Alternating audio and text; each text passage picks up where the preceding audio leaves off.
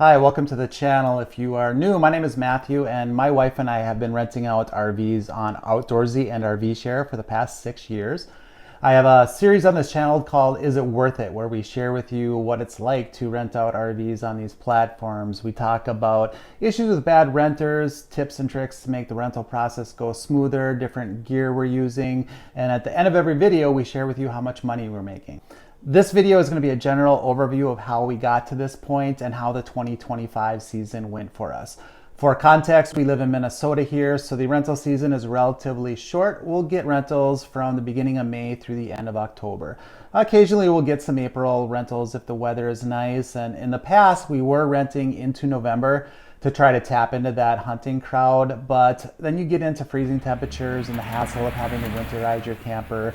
So 2 years ago we decided we're just going to end the rental season at the end of October. We started doing this back in 2019 with a 19-foot bunkhouse. And the thought at the time was just to rent out our camper to help offset the cost of owning an RV. It ended up doing really well, so we purchased a second RV, and for a couple years we rented out 2 RVs at a time to try to bring in as much money as possible and treat it as a side business. Life got a little hectic and too busy, so 2 years ago we went back down to renting out 1 RV, going back to the mindset of let's just do this to help, again, offset the cost of owning a camper. The travel trailer we rent out is a 2021 Flagstaff 21VS. This is a 22-foot couples camper, so it has a Murphy bed and then a dinette in it. So it's pretty much set up for 2 people, although we occasionally get renters that will take it out with 3 people because that dinette will fold down into a bed. Now, this is not the camper I would have purchased if my sole intention was rental income.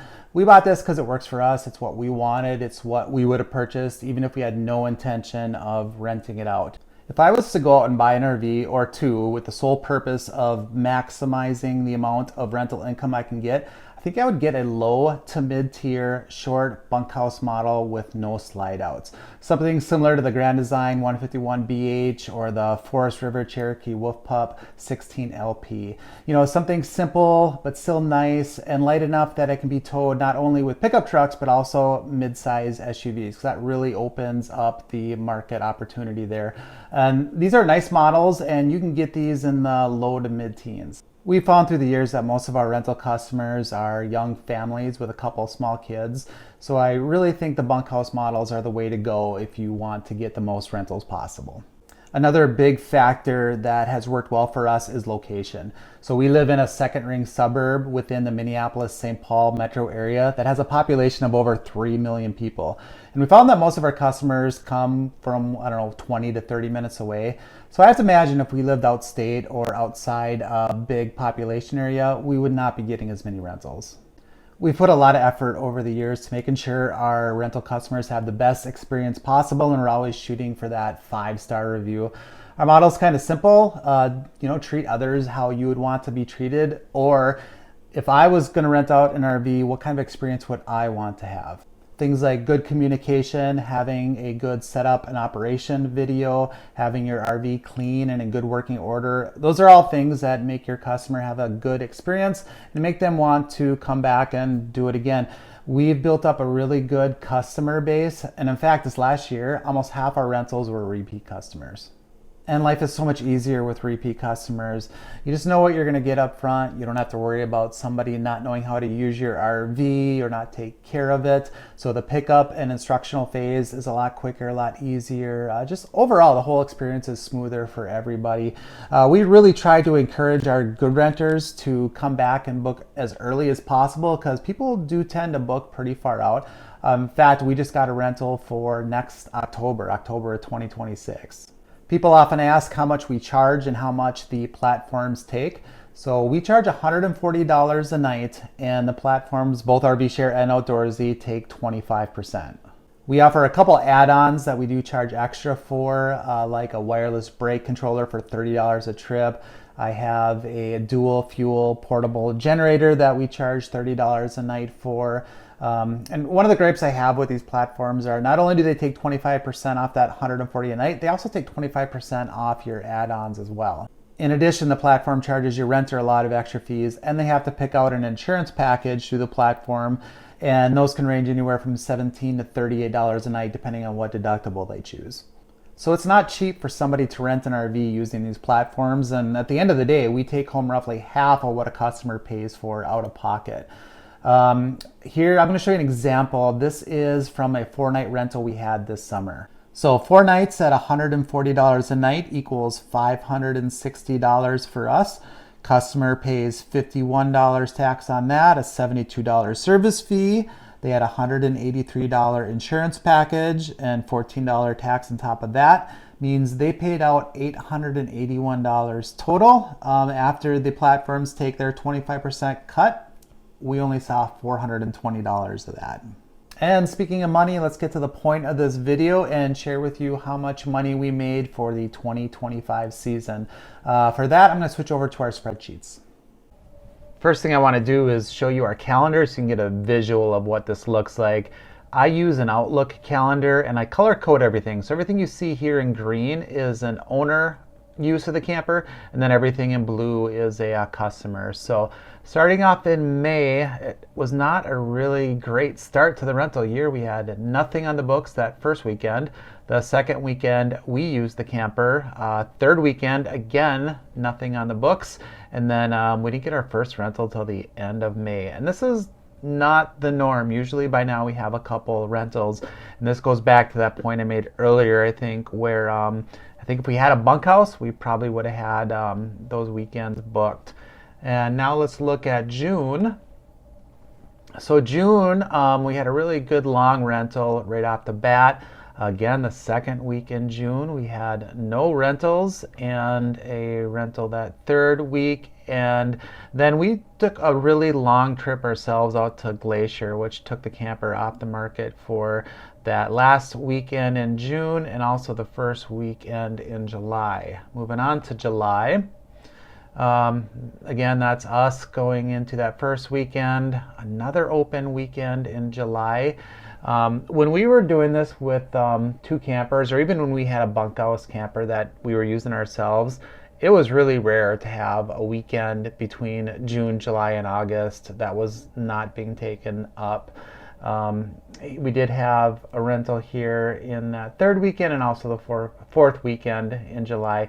What I also do in the calendar entries here, I'll put the platform that the rental is going out on, so like RV Share. I'll put the first name of the person that's renting the camper, and then I'll put our take-home pay on there as well. It's just kind of nice to have a quick glance at what's going on. Going into August. All right, August was probably our best month here. We had between us and rentals, that camper was out every weekend. So first weekend, we took it out on a 4-nighter that second weekend, and then another rental out to Wisconsin. Actually, the last 2 weekends in August, our rig went out to Wisconsin. A point I've made in previous videos, and I'll get to this in our spreadsheet too, is most rentals are relatively short in distance, you know, within kind of that 60 to 80 miles is probably the average. We did have a couple longer ones this year that I'll talk about in a minute. Going into September, that first weekend, nothing. We used it the second weekend, and then we had a really long rental mid-September and another decent one at the end. And then going in October, that first weekend, we had a rental. Camper went out to the Black Hills on that one. But besides that first weekend in October and us using it, October again was kind of a slow end to the season. So all in all, there was a lot of room for this camper to be rented out more. Let's get into the spreadsheet now and I'll show you our income. Okay, here's a screenshot from my spreadsheet. I use Google Sheets for this. We'll start off by going over the columns. Column A here is just the dates of the rental. Column B is how many days each rental was. Column C is the platform that we used. Here I put the name of each renter, which I blacked out for the video obviously, and then I'll put the location where the camper went, and then how many miles each trip was. Like I said before, rentals usually are relatively close. People don't tend to venture very far. Usually we get like one long one every year. This year we had a couple. Glacier was us, that's 2,200 miles. We had the camper go out to Kentucky, and then also out to the Black Hills. So a little more miles this year than normal. A total of 8,000 miles was put on our camper this year. It was 11 rentals total. Total of 53 nights it was rented out. The average trip was 4.8 nights long. Here is column G is the payout. So this is our payout after Outdoorsy takes their fees. This is how much we brought in. So the grand total that we brought in was $5,672. Now, if we subtract our payments, now we went into this pretty much putting nothing down on this camper, realizing that we were going to use rental money to pay for this thing. So we could have put a down payment on it, but we chose to invest that money somewhere else. Insurance, we splurged and we used Romley Insurance. Check out the link in the description below. If you get a quote through my link, it helps out this channel. And they're a really good insurance company. I've had to file a claim with them. Check out my previous videos for that. I highly recommend Romley. You could probably get cheaper insurance, but it's, in my opinion, it's the best insurance if you're going to do the RV rental thing, because they totally are okay with it. So our policy for the year is $800 there, which gives us a profit of $1,500, $1,548. Now, I'm not going to go over all our expenses in detail other than to say that we had about $1,200 in expenses. A big part of that was we put nice tires on it this year, and we have a 4-wheel camper, so 4 new tires was almost $700. But then we had just some random things that come up. You got to get stuff to re-grease your bearings, propane. I got a new propane tank. There were some trim pieces we had to fix, some water fittings. There was a toilet valve that we had to get. So about $1,200, give or take. So at the end of the day, that's almost break even. So renting a camper in Minnesota, which has a short season, and renting out a camper like ours, it's not a bunkhouse. Does this make a lot of sense for a side business just to make money? Probably not. You can see we pretty much broke even. Is it worth the hassle? I don't know. If you want to look at this as, hey, is this a great way to have a really nice camper 100% paid for, and all your gadgets and gear, insurance, tires, everything? I think so. It worked out for us, and I'm at this point still glad we're renting out our RV.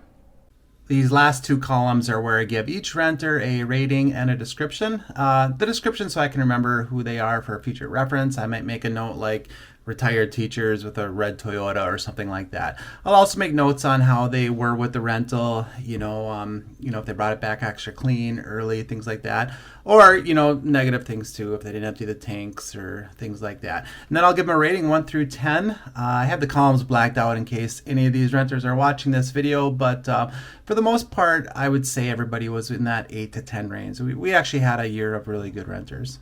So there we go. That is a recap of our 2025 rental season. Once again, thank you for watching, and we will see you next time.